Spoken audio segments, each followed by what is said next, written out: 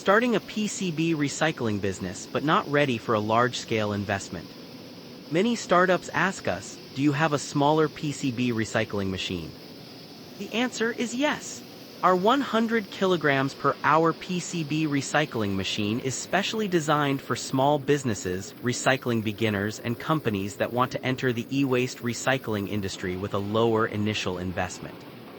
This compact system can process waste circuit boards through crushing, grinding, and sorting, helping recover valuable materials such as copper and other metals from electronic waste.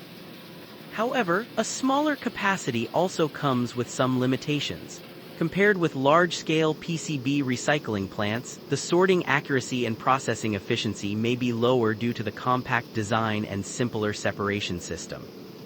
For startups, the 100 kilograms per hour PCB recycling machine is a practical choice to test the market, build experience, and gradually expand your recycling business.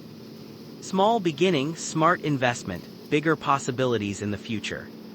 Contact us to learn more about PCB recycling solutions.